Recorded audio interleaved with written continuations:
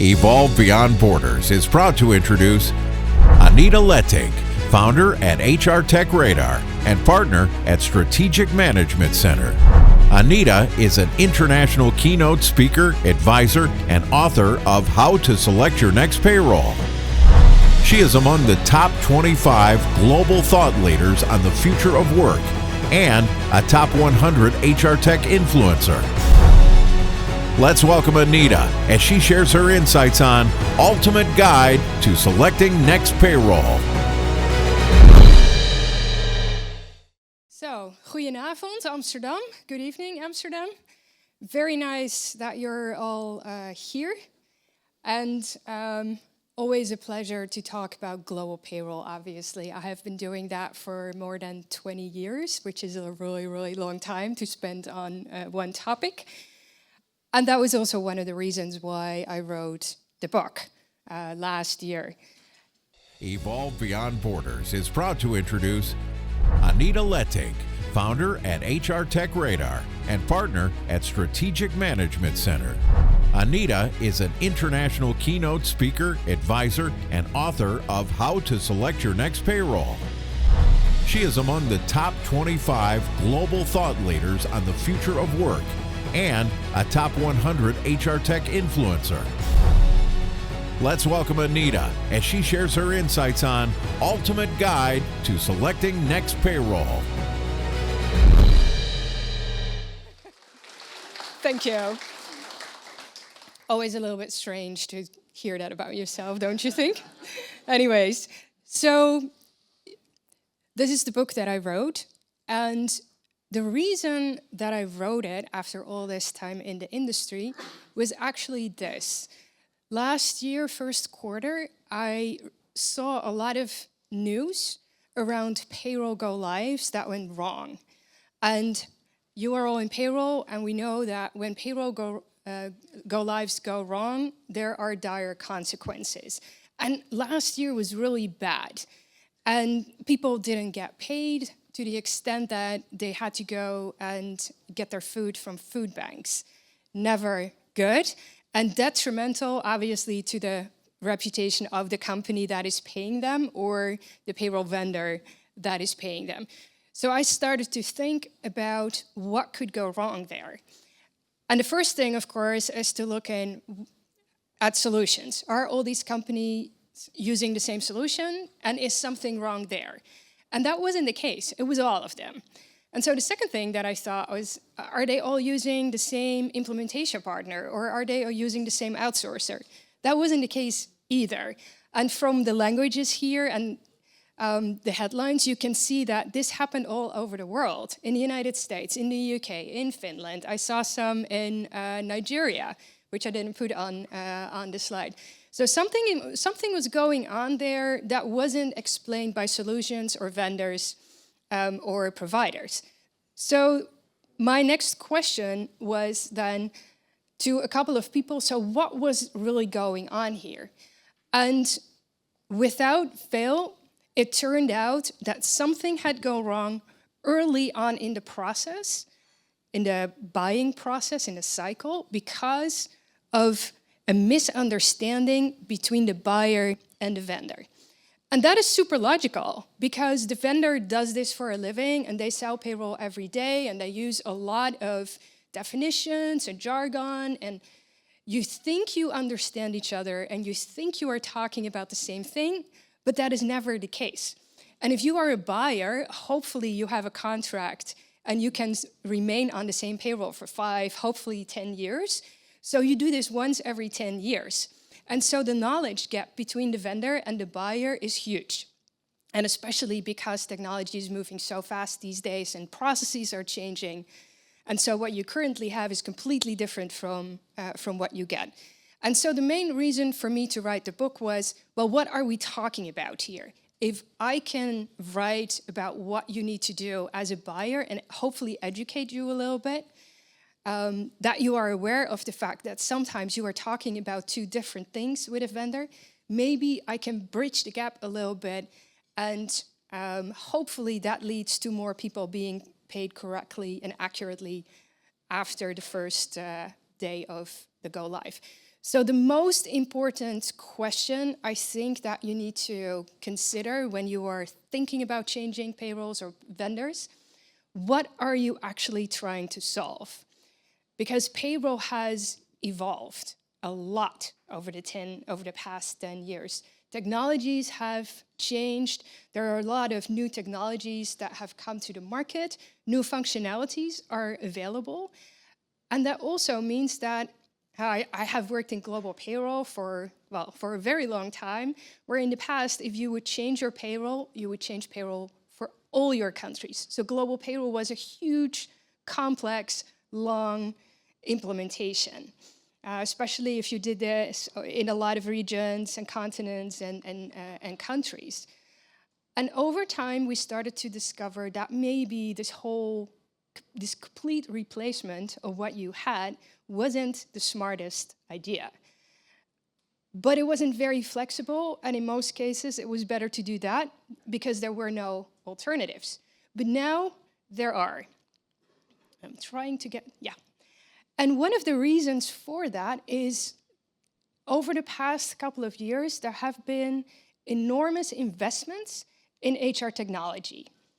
Before the pandemic, it was around 3-4 billion a year, and that sounds like a lot of money, but remember, we're solving this for everyone in the world who works, right? This is global investment. 4 billion really isn't a lot. Here we are. In 2021, it was 12 billion, and last year it was 10. But the interesting thing was that despite the fact that the money was going down, the funding rounds in pay-related solutions went actually up. So from that 10 billion, over 1.6 was spent on solutions to pay the global workforce. Virtual workers, contractors, EOR, as you just heard from Renga, all kinds of workers in all kinds of different contracts and solutions are being paid, and investors really think that there's a future there, that there is innovation there, and that the world needs more of that. What is also interesting is the attention on earned wage access, people having access to money as they earn it, not at the end of the month when their salary comes in. Companies trying to figure out, can we replace our current payroll with new, modern, cloud-based solutions? Payroll APIs, and the one that I found especially interesting last year, compensation. Who do we pay? Do we pay them fairly? Do we pay them transparently? What about pay equity? So when you look at all of this, the majority of funding rounds last year went into pay, compensation, earned wage access, everything related with salary. And one of the reasons for that is because so much is changing in this space, where in the past, it was very normal for people to work 40 years at one company, maybe 30, or maybe change once in that whole career. Now, the average time is around 2.5 years. And for older people, it's still a little bit longer, but for younger people, it's 2.5. Yes, 2.5 years. Which means that you have a lot of careers in your lifetime and you do a lot of different things. And we are also not as inclined to work full-time at one company, because what the young generation has learned is that even if you have a permanent full-time job with one employer, that is no guarantee for anything. During the financial crisis, they saw that their parents were sent home, and then in the first months of the pandemic, before governments came out with all kinds of nice regulations, it happened to them. And what do you do when your permanent job is not a guarantee?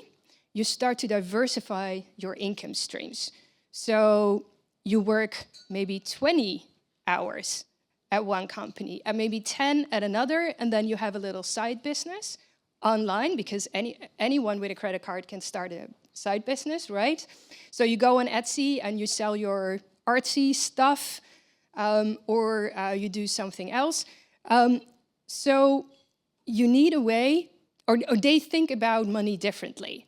And so what they expect from all these payments is that they come in seamlessly, that they know at every stage of the month how much they expect, but also that when they need it, they can access it. And so convenience, personalization are much more important here as well, because this is the world that we live in. We can manage everything through our phone except our salary payments. That's really strange. The other thing with payroll is that replacing a payroll is always, it's a huge project. Everyone asks you, what is the business case? There almost never is one. You change it because you are unhappy with the service provider. And I can tell you from a vendor perspective, about 40% of the cases that you engage in stop, not because you lose them to another competitor, but because there's no decision. Ultimately, the customer decides that, yeah, we do have some problems with our current vendor, but we can manage it. And the costs to switch and the pain to switch, we're not even going to go there. So we stay where we are. So that means that it's really about something else. Payroll is about peace of mind, much more than money, costs. It is about compliance and security, just as Ranga told you a little earlier. And today, it is also about having access to state-of-the-art technology, just because you want to be able to give your employees a better experience. And with the very traditional payroll engines, where you have no access to the data, that is not possible. So when you put all of that together, you can become much more flexible.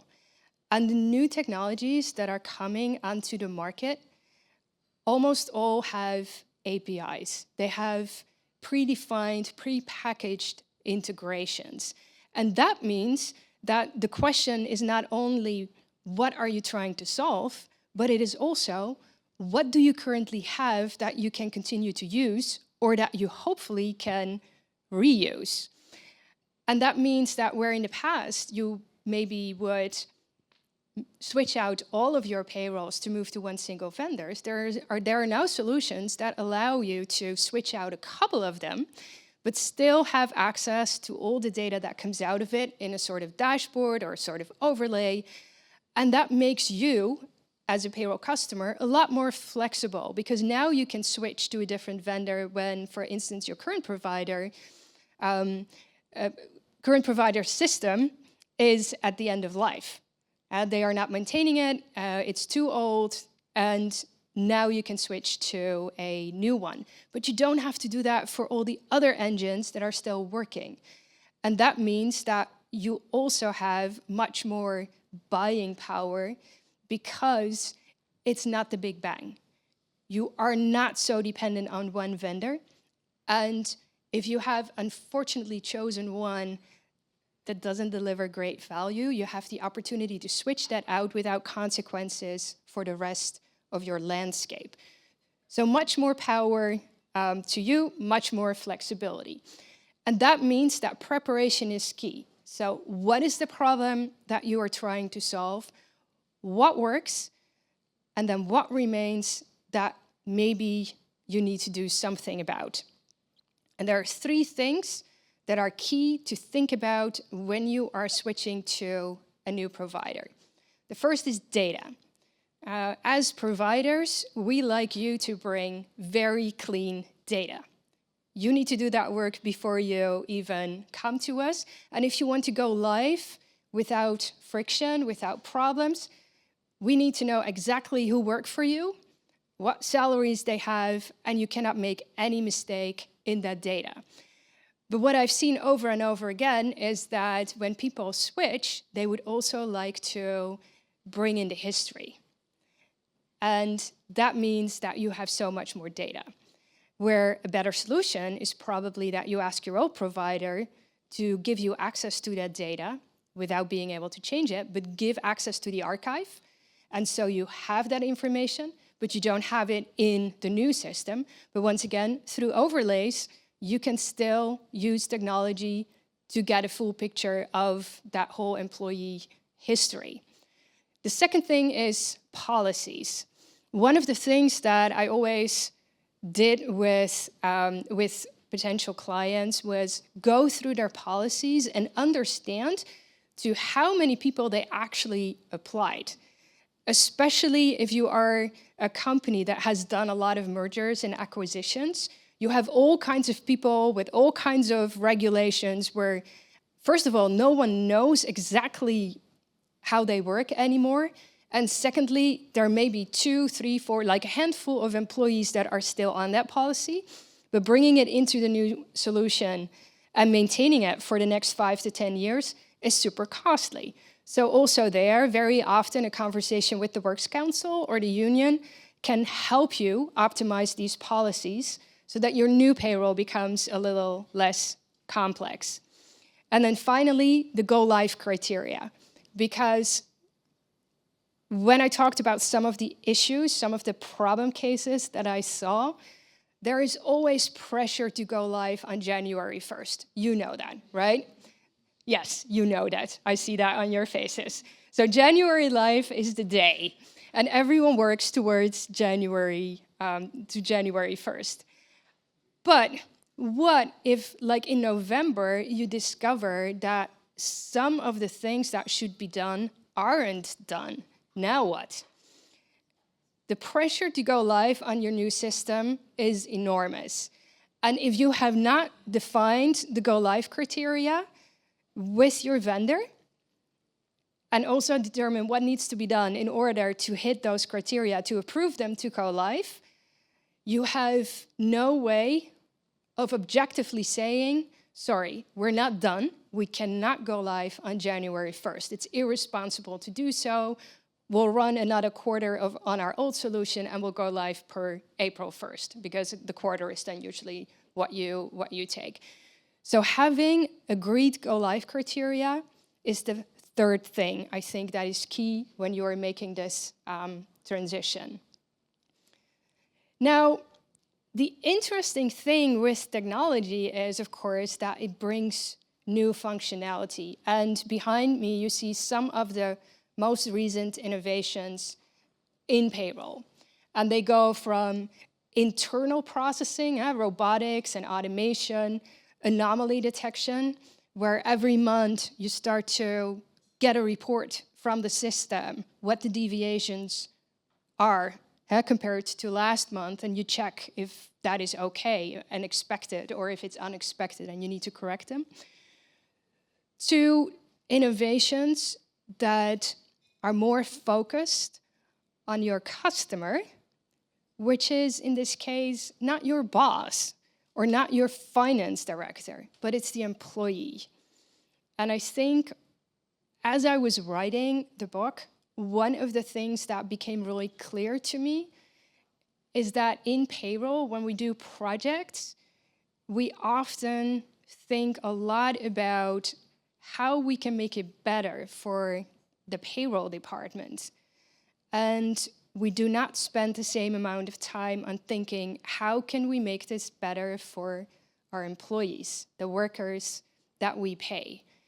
And from now on, I hope the message is clear, do that, because they are so important. You all know that, especially in the Netherlands, we have a labor shortage. It will not change. So if you get into the news and people understand that there are issues with paying people, it's another tick in the box and people will not come and work for you.